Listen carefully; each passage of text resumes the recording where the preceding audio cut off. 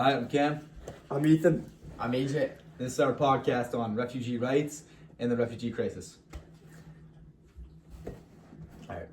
We did some interviews with a refugee student in our school, and we did an interview on a teacher who has refugee students in her class. We'll start off with the sound bites from the refugee student.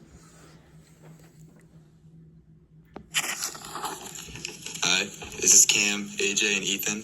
What are your names? Abigail and Nicky Johnson. We'd like to start. We have 4 questions for you guys. The first one is, what country of origin are you from? Haiti. They said yes from Haiti, but they didn't come only from Haiti. They came back. They came back to the Iran and all that. Yeah. So you want to also know, what was your experience in your journey coming to the U.S.? So it costs.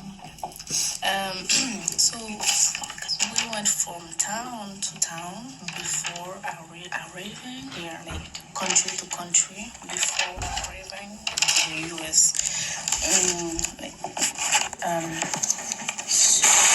Suriname, French Guiana, Brazil, Bolivia, Panama, Colombia, Uruguay, Guatemala, Honduras, and Mexico.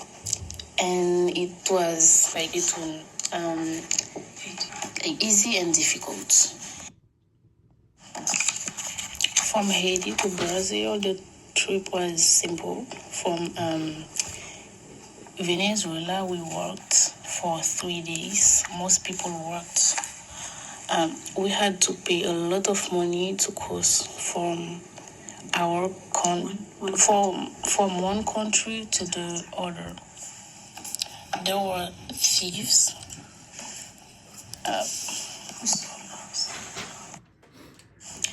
There were thieves who stole our things. It was difficult for many people. Some people died because of hunger. What other supports do you think you need here to help you, and what can we do to help? More safe, help us more and more opportunity. Alright. Now we will play our sound bites from our interview with a teacher. It's Cam, AJ, and Ethan here with Miss Adamakis. So the first question is, what is your teaching style with the students you have, refugees? So some things that I help students would be maybe creating model problems for them, so that way they can use them on assessments. Also getting to know them a little bit. Having that background information also helps to kind of see where they are, and kind of trying to do as many check-ins as I possibly can. Especially having a co-teacher, I think that helps as well in the classroom. Another question. How has your experience been with them in the class and teaching them and been with them this year? I think it's been a really awesome experience for the students because they're able to work in different groups, but also able to work and learn the English language as well.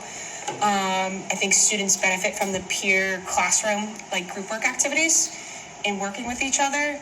I think it's been great to get to know them and see kind of the effort that they're putting into it, with also understanding that they might be facing other challenges at home as well. Yeah, and then finally, do you think it has a positive or negative effect on you in the class together? I think it definitely has a positive because it's helped me try to be better at differentiating my lessons. I think it's helped other students learn from others as well, from where they come from, and again, just creating those open conversations in class. I probably should have mentioned in the other question that I think part of the Bath classroom, there's a lot of collaboration going on, so I think just the other students learning from each other is a huge advantage overall. Thank you.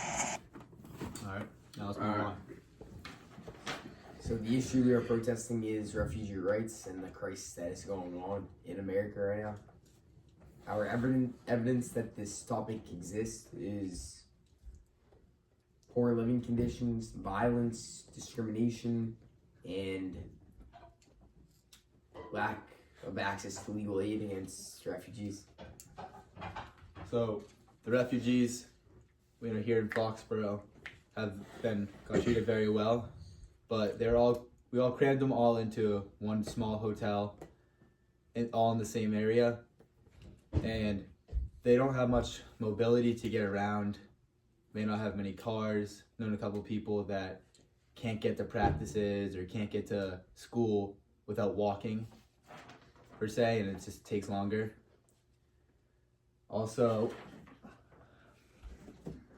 some refugees, when they're in America, face discrimination still because a lot of Americans still think they're illegal, even though they were allowed into the country, and they get disrespected a lot. when also in reality they're just trying to escape from a place of violence and gangs so they can feel more safe in our country. So the first story we told was a story of a refugee, and we experienced how tough it was for them to be able to come here.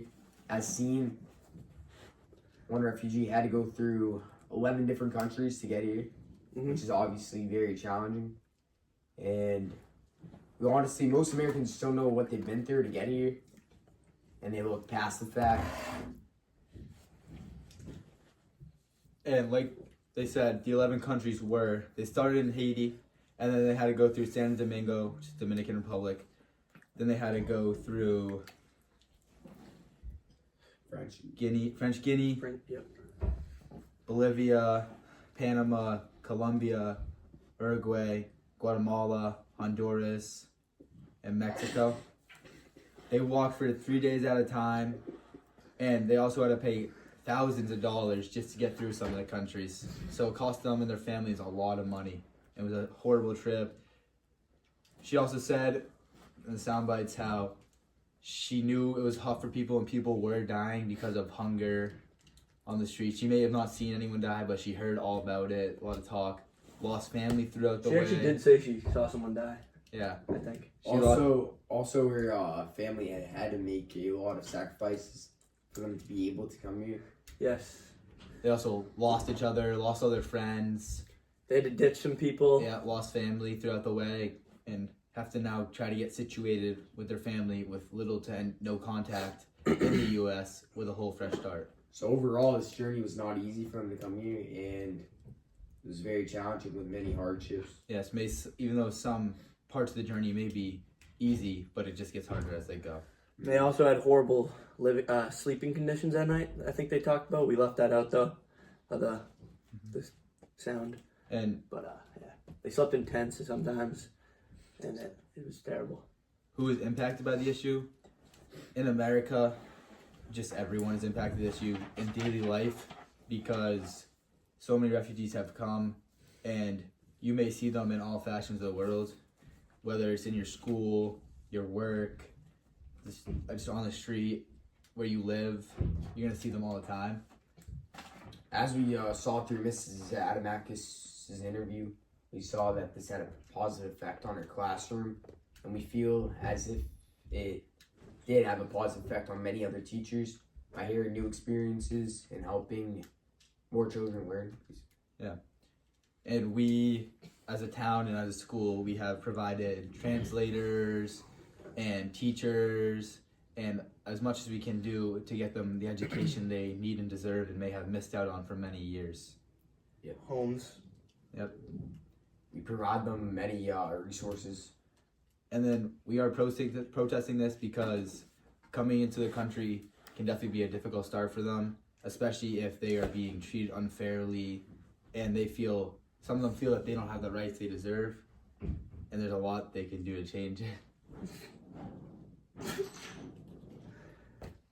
Next. Also, it is very tough for refugees to be able to learn the language. English is one of the hardest languages to learn, and they really don't give them too much time for them to learn it, because they have to work because they need the money. But it's pretty tough when you don't really fully know the English language. the girl we interviewed only 2 years of English experience and seemed pretty good at it, in my opinion. Yeah, she was very advanced. Yeah, and around 100,000 refugees have came in since October 2023. So it just shows that we're doing, as a good job so far with getting them homes, because 100,000 people entering your country is tough. But we realized the hardships they had to deal with in their other countries and all the violence, and making a safe living space for them and not having them on the streets, not having them go through what they went through there is a tough task. But we're gonna try to get it done as best as we can. Foxborough's done a great job on that, I feel. Let's cut this part out for now. Like, It's the New Yorker, and the all right, The no, fuck? no, no. What is that word? You The Pulitzer Prize. Pulitzer Prize. you have to say first. You Pulitzer. have to start off with like one organization helping. Yeah, or one article that says this already. One news source that says this. That's- Yeah, ready? and they are helping. Ready? And then read that. One article that talks about helping is the New Yorker, and it's talking about refugees in America. The Pulitzer Prize winning Viet Thanh Nguyen tells stories about people poised between their devastated homeland and their affluent adopted country. Yep. And it's basically just talking about their transition from a horrible, like, tough place to come from to like America. Tell stories as they talk to refugees about what it was like. Also, one thing we can do to help and continue is we can keep interviewing refugees and talking to them and finding out what they need and what they want exactly from us, and try to get it mentioned to people that can help us bigger than us. This source is basically saying that the transition isn't very easy at all. It is very challenging for the refugees, and ready to show us how much they've had to gone through to get here. And they'll need our support behind them to start their life they always wanted in America. Crisis exists in America, and it is a problem that we have to deal with now.